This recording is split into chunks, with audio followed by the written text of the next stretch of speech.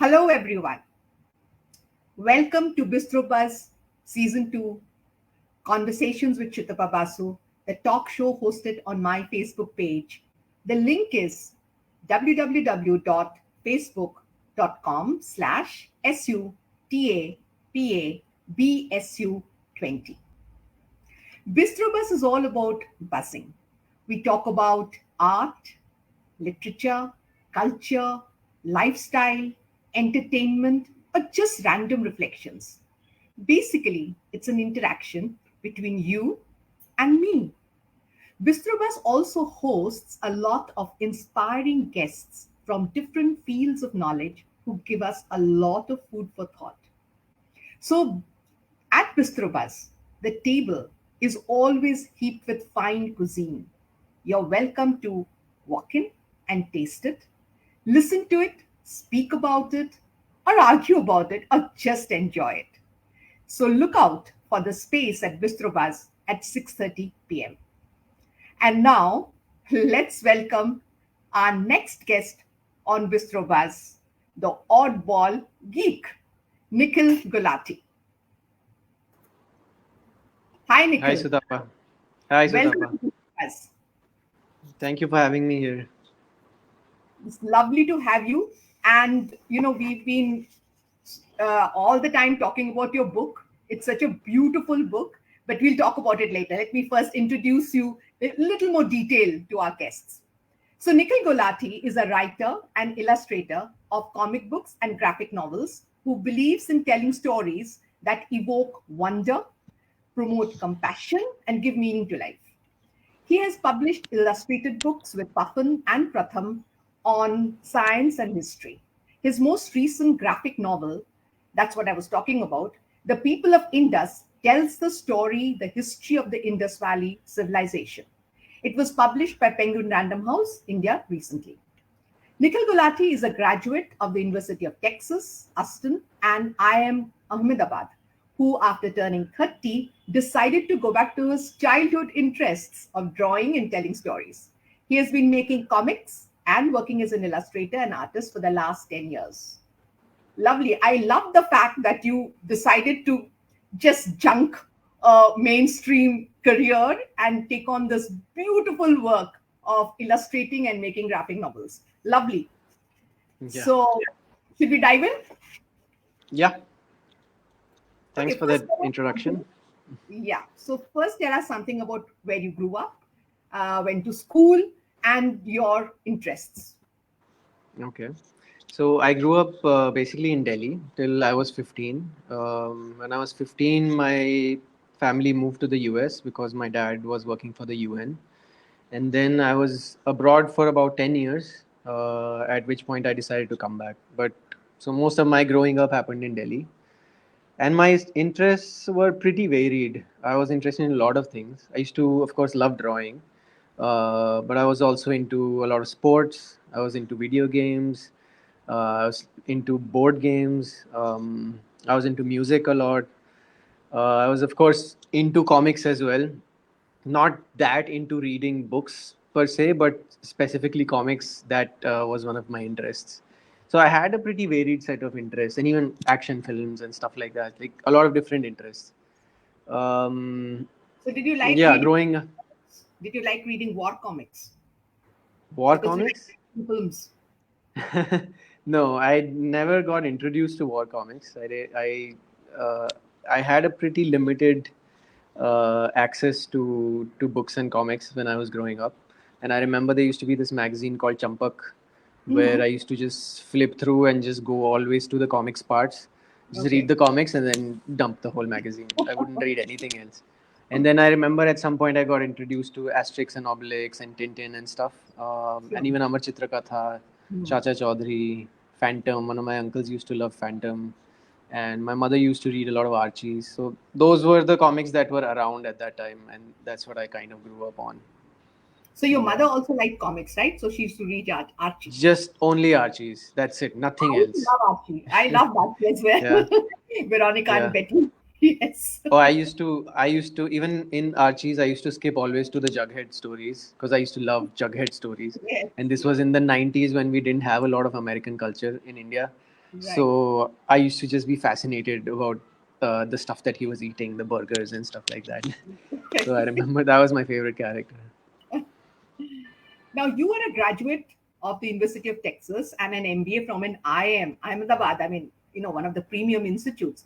But you still Mhm. chose not to follow this typical career path with these Yeah. qualifications. Why was that?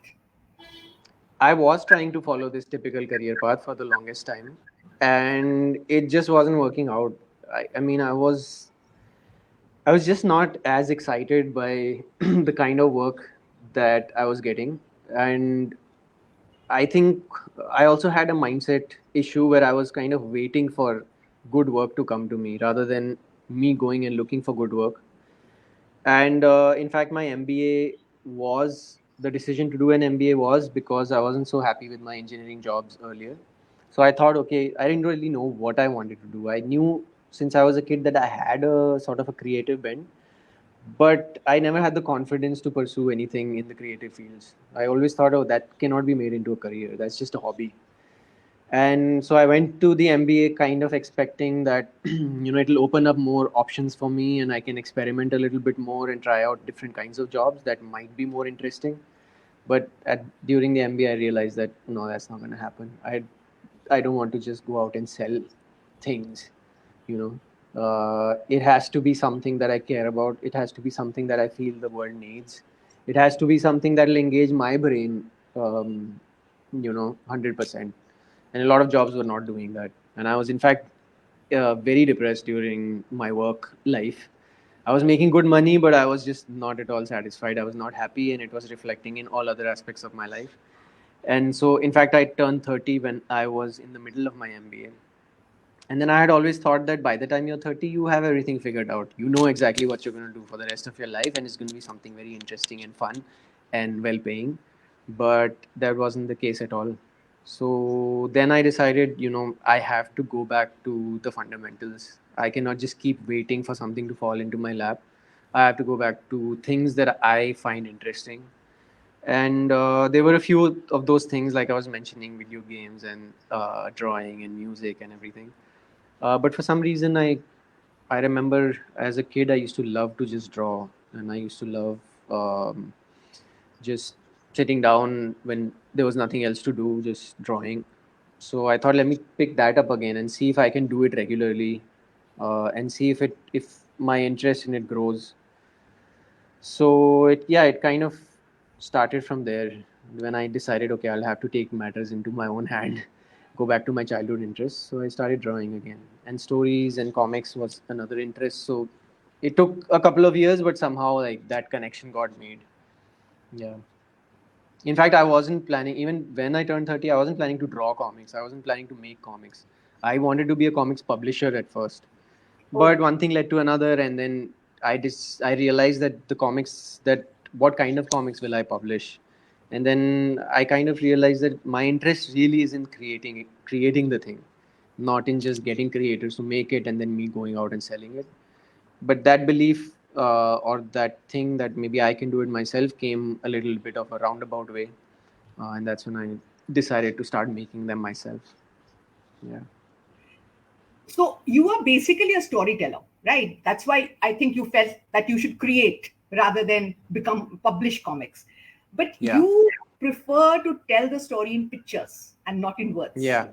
Yeah. Why is that? What is it that attracts you to tell it in pictures, visually? Yeah. I've tried to think about this, and I'm not sure why I do, but it's a very clear preference in terms of how I want to tell my stories. Um, I was saying that when I was a kid, like I would skip to the comics parts in magazines and kids magazines and stuff. I would just naturally be attracted to the comics because of the visuals and because of this combination of words and visuals, and not just comic, but even like even films and stuff. For example, I was always drawn to things like that. Uh, so I knew that I had a feeling for that medium, and since then I've tried to kind of figure out why it is that I prefer that. In fact, if it was up to me, there would be no books with just words, because I think it's not the best way to communicate. It's a very convenient way to communicate because it's easier to print books and put a lot of stuff within a few pages with just words. But it's not really a very natural way in which we communicate. Like when you and I communicate sitting face to face, we use a lot of expressions, we use a lot of body language and tone Hmm. and stuff. Hmm. Hmm. And so I feel like comics is able to capture that non-verbal aspect of communication really well, you know.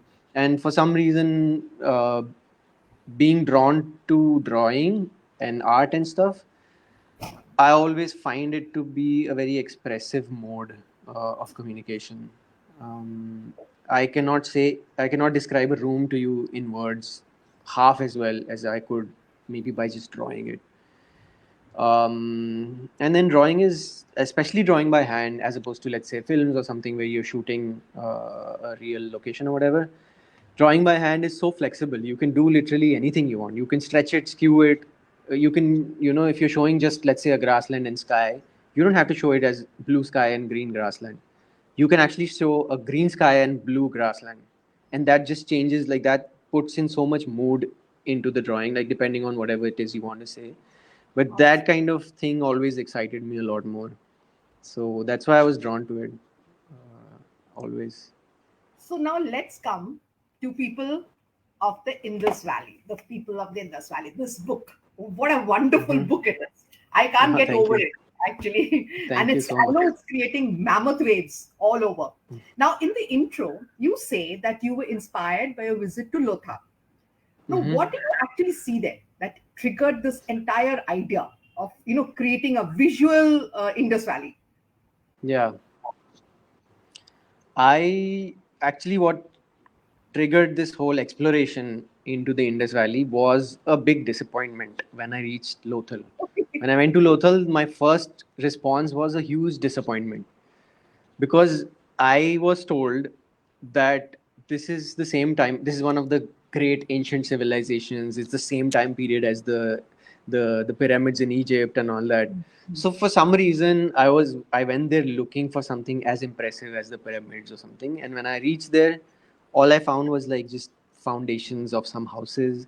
It looked like some bricks, and the people seemed to be very excited about the drains. And I was like, I don't get it. Like, why am I supposed to be excited about this? And so it was basically a disappointment. And so there was a caretaker at the site. I remember the first time I went, and it was really hot, and he was sitting under a tree. So I was looking around the site and not being impressed. Then I went up to the caretaker and I was like, "Is this all there is? Why are you calling this a city? It looks no bigger than a village." So then he was like, he pointed in a certain direction. He's like, "Did you see over there? Go over there." So I went, and then there's this big structure which is like a gigantic swimming pool. That's what it Okay. looks like to me. It's like a brick structure with Hmm. walls, and it's about 12 feet deep. Hmm. And the base is also bricks, and it's huge. It's like maybe, I don't know, bigger than an Olympic size pool. So that kind of got me hooked a little bit. Okay, something is going on here. It's not visually very impressive, but something was happening here, like this massive structure made of bricks. So I became curious, and then the caretaker was telling me about how this Lothal site is there, but these people were trading with people like 1500 kilometers away, and there are sites 1500 kilometers away where the culture is the same as this site. So that also caught my attention, that okay, it doesn't look very impressive, but what, 1500 kilometers, also these people were traveling that far. So that kind of got me curious, and I started researching, and I was wondering, why is it called one of the great ancient civilizations? And I realized that when I started scratching the surface, it is just absolutely fascinating. And the reason, or the fact that it's not visually as impressive as ancient Egypt, uh, I mean, there's a big reason why it's not visually, like, there's no big structures. And the reason why it is like that is what makes it very, very fascinating, because there's some very key things that are not present. Like, for example, there's no warfare here. It's a materially far richer society than Egypt on the whole. But there's no central power like a king or something who had so much wealth that they could build a pyramid. Power seems decentralized, and so wealth is distributed amongst all the people, and so the That is average something, quality of life. yeah, that is something unique, That's isn't it? absolutely unique. And Hmm. so for 1,000 years, we also find that there's no warfare. How do you have such a materially rich society that was traveling? In fact, they were not just traveling to other places within the subcontinent, thousand or whatever kilometers away. They were in fact building large ships and sailing all the way to the Persian Gulf and conducting trade. And they are the main sailors of their time, which is another thing that was surprising because Indians are not really known to be sailors, except Yeah. maybe the Cholas or something. Hmm. But this is 4,000 years before the Cholas. So this is a time when very few places around the world were actually so-called civilized. Um, so I found that very fascinating, and I wondered, why is it that we don't know all of this? Why is it that we hear about Egypt left, right, and center in our books, and we have so many museums and documentaries and films and everything, but nothing about the Indus Valley? So then I thought, okay, maybe I should write about it. And I wanted to always do it as a graphic, in a graphic format, because I'm always curious about that. And if you show me the ruins of Mohenjo-daro, my first thought is, well, how did this look 5,000 years ago? Just show me a snapshot. Don't describe it to me. Just show me, if I was standing on the rooftop of Mohenjo-daro in 2600 BC, what would I have seen? What would I see on the streets? How would people be dressed? If I walked into a house, what would people be doing? What would they be using? What will they be eating? What will their utensils look like? If they are just chilling at home or with friends, what would they be doing? What kind of activities? And so on and so forth. So that's why I wanted to do it visually. And with the Indus Valley, not many people have done a visual recreation of the whole time period. I There's don't know. very few. Yeah, I Sorry. don't know anybody who has visually sort of, sort of Yeah, done a story on Indus Valley civilization. I don't know. yeah. So I wanted it to be visual and immersive. And by the time I got started on this book, I had decided already that I'm going to be making comics. I kind of had found my thing. Even before this, I had made a book on Golconda in Hyderabad, the fort. Okay. That was a much shorter work, but Hmm. that was something I had done, and I absolutely fell in love with the medium. So I had decided that, okay, this is what I'm doing for the rest of my life. So then, when this topic came up, I decided to start on it. I know it must have taken a lot of research and a lot of time of your a lot of your time to research. But what were the precise challenges that you had? Because it's a mammoth project. Yeah, the funny thing is that I had no idea how big the project would be, and I think that ignorance kind of helped me, because when I started out on the project, I had a very strict plan for myself. 3 months research, 3 months writing the script, 6 months drawing the whole thing. Okay, so I had planned that, okay, in a year I'll be done with this book, and that was 5 years before the book got published. So it took me 5 years to finish the whole book. And the thing was that, because I had this was like my first major work, so there were a lot of things that I didn't even know will come up. Like, for example, even during the research, I started doing the research, and then side by side I started writing the script. And then as I was writing the script, I was coming up with new questions. Like, if in the script I have made a note, okay, over here show a street. Okay, this girl is walking around in the street, she's going home from somewhere. So draw a street. Now I'm thinking, what is going to show up in the street? Will there be animals on the street? So what animals? So now I'm going back into the literature and looking for, okay, what kind of animals do we have evidence for, and stuff like that. So the script and the research was going back and forth, back and forth, back and forth, which took a lot of time. And by the time I would get to, let's say, like halfway through the script, a lot of my understanding of the civilization and the time would evolve, would change. Things that I had understood initially would have to be refined, and so I would have to go back and rework a lot of the script. That's like a bigger challenge. Then there was, from that kind of a large scale challenge, there was down to the most minute details, there were challenges. For example, I wasn't a very good writer. I mean, I don't know if I'm a good writer now, but when I started working on this, I really was not, a good writer. And I was writing the script, and then I would realize that my paragraphs are not even connecting. Within one paragraph, my sentences don't connect. I'm talking about four different things within one paragraph. Even I'm not sure after a while what I'm trying to say in this one page. So that kind of very detailed work had to go on. And then I would go reading a lot of other books, a lot of other graphic novels, and see how other people do this. So these challenges I didn't know how to handle. I didn't have the skill for it. So that I had to develop as I was working on this. And that kind of stuff took a long time. And just the fact that a big project is a lot of work. I didn't realize how much work it's going to be. So assuming it's going to take me a year, I just sort of dove in headlong. And then halfway through the book, I was totally exhausted. It was like 2.5 years into the project.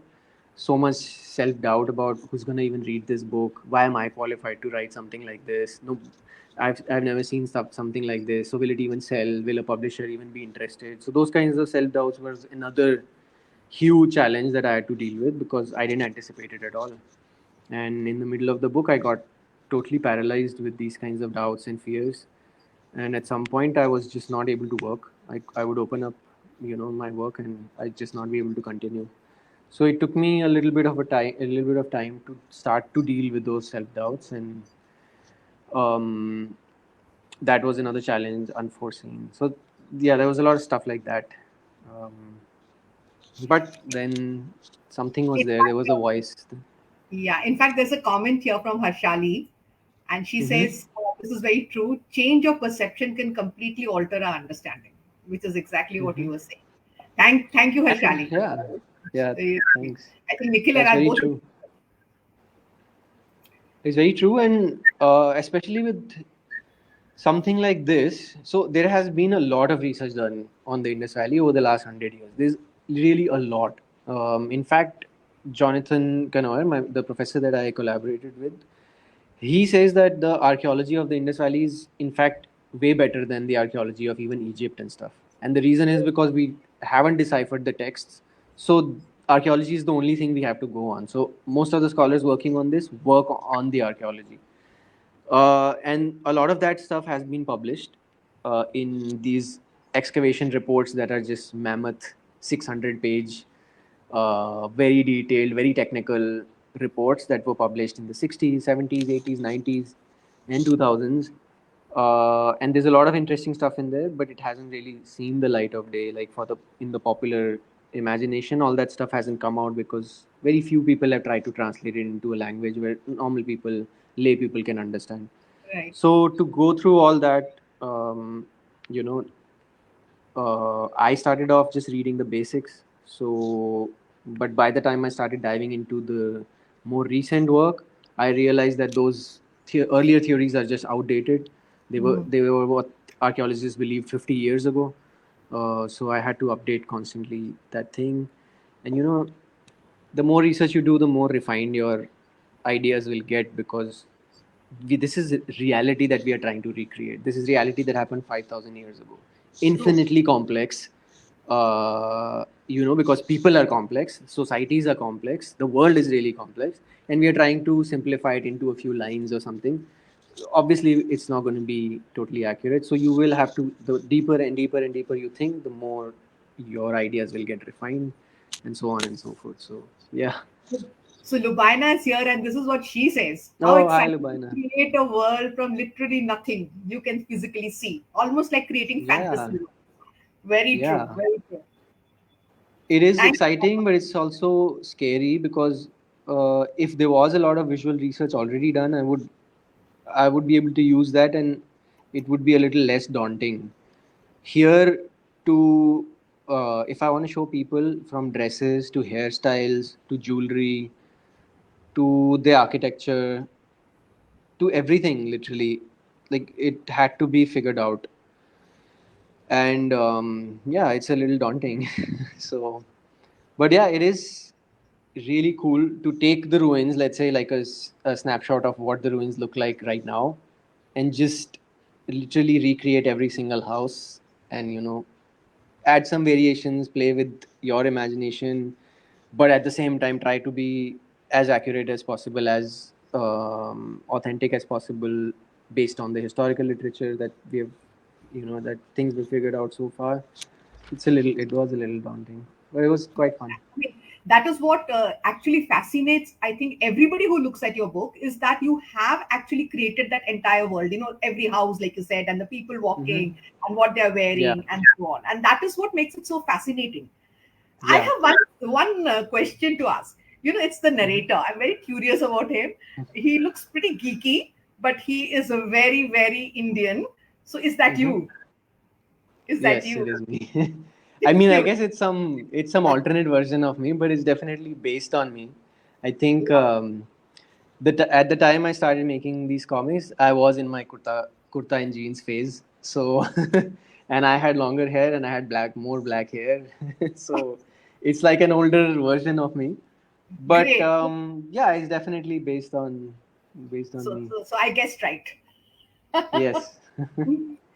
Now, you did speak about one of the mysteries of the Indus Valley civilization, and in your Instagram post about the Indus Valley civilization, you have mentioned about mysteries, and one of them you just said that it didn't have any ruler, Mm-hmm. and probably that's why it did not have these huge structures like the pyramids.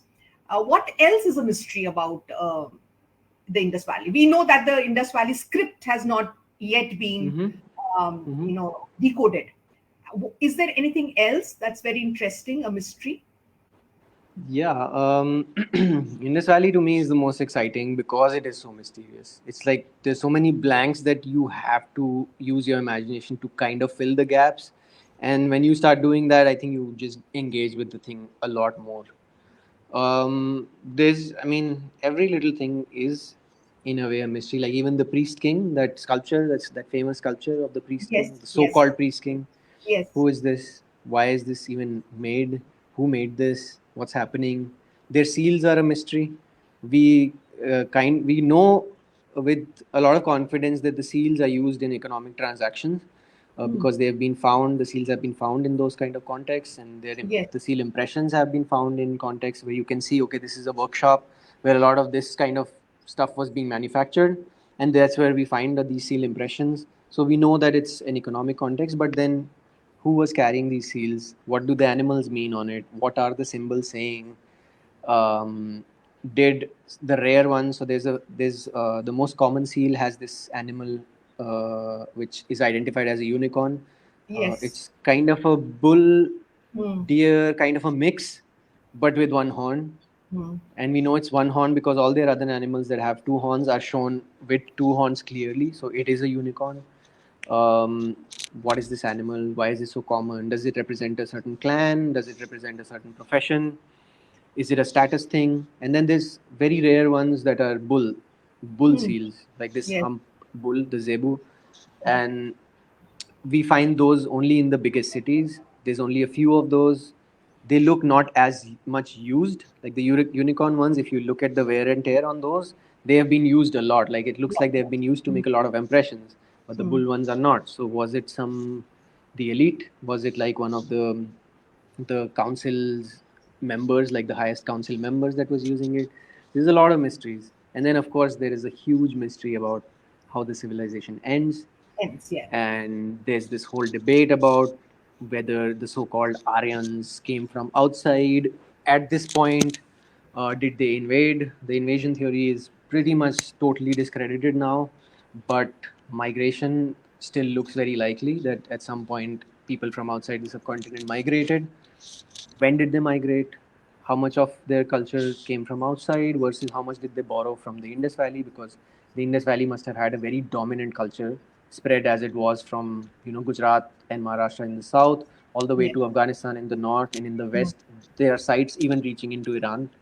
And there are two big river valleys where there are literally thousands of sites. So it was a very widespread culture and it must have left its mark on everything, on the cultural beliefs, on the language, on the food, and everything. So if people did come from outside, when did they come? How much were they influenced? The Rig Veda, for example, there's a whole mystery that the Rig Veda is a Bronze Age text, okay, uh, and it talks about the same geography, northwest part of the subcontinent. The Indus Valley is also Bronze Age civilization. It also is based in the same geography, but they look like very different societies. The Indus Valley is a settled agricultural society. The Vedic society is a nomadic oral society. Not it does not have any writing. It is only oral. It's nomadic. So what's going on? Did one come before, after? Did they overlap? If they overlap, did they borrow things?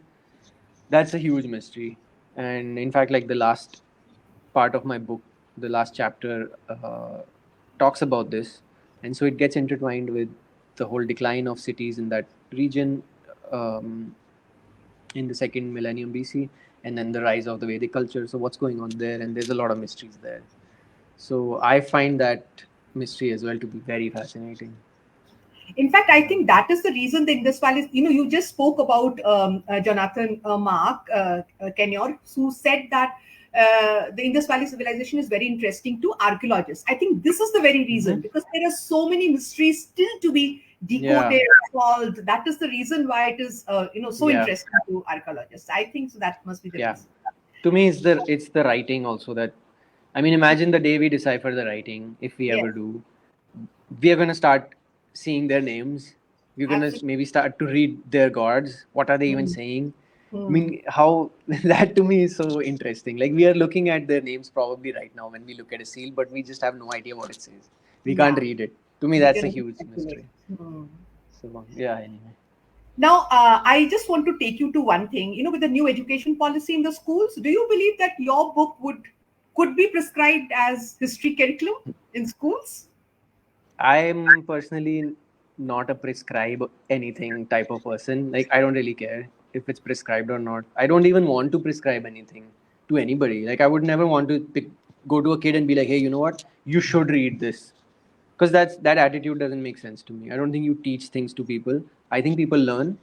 You can only expose them. You can engage them. You can, you know, present something in such an interesting way that somebody automatically becomes curious. But you can't teach people, especially kids.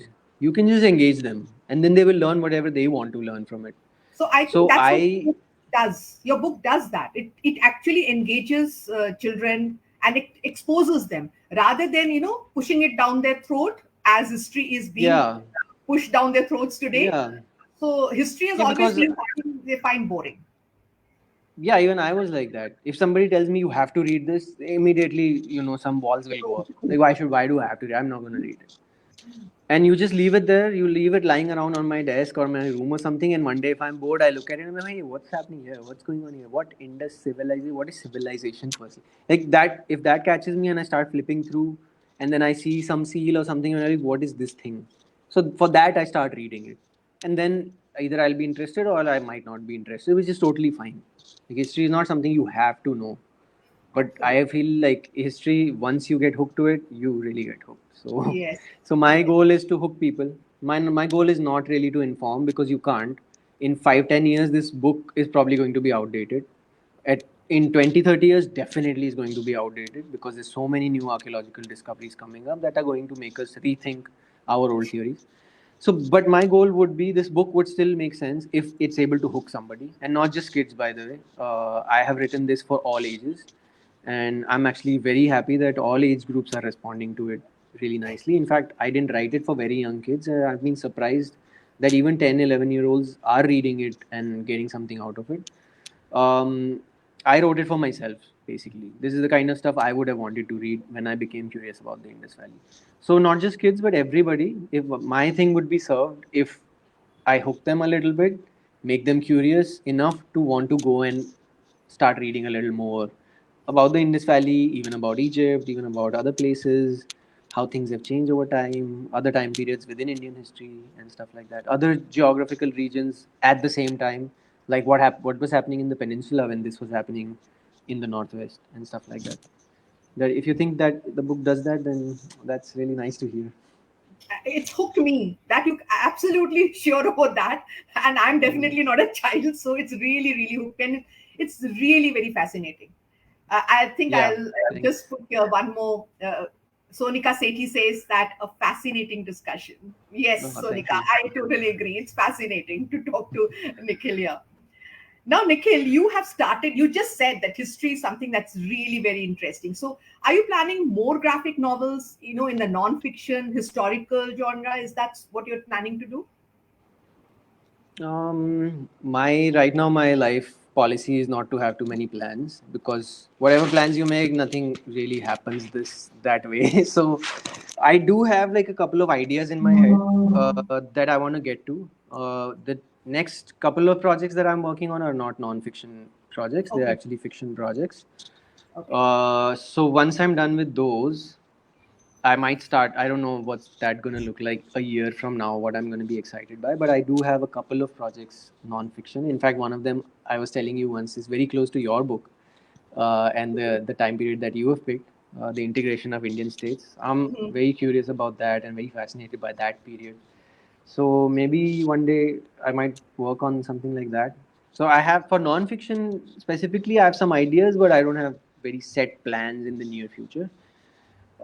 I'm actually trying to do more fiction in the near future, and I'm trying to play with the format as well. I'm trying to make comics for even mobiles and stuff. Okay. And Digital I'm gonna format. put a little, yeah, digital. I'm experimenting with that because I'm finding it very hard to get people to look at physical books because they are so hooked to their screens. So I'm trying to do long form storytelling, but on a screen, and keep it a reading experience, not a watching experience. Like, not where you press play and then you just sit back and watch. I don't want Hmm. to do that because that is being done enough. There's enough of that happening. I would like it to be a more involved reading, go at your own pace type of an experience, but just do it for the screen, for example, and potentially even make it a little interactive. Yeah, that would be interesting. Yeah, yeah. That would be interesting, really. And now let me ask you something about graphic novels. So graphic novels Mhm. have always been about superheroes, science Yeah. fiction, about war. When I was a teenager, there were a lot of war comics that my brother used to Mm-hmm. read, actually, or thrillers, detectives Hmm. stories. Are there any other genre? I mean, you have just now brought about history. I mean, I don't think history has really been exploited so much in this in the graphic novel Hmm. form. So you have certainly started a new genre. But anything else you think? Any other genres that graphic novel would really be very good in? Mm-hmm. All genres. Graphic novels are basically a medium. I mean, it's like a medium like films.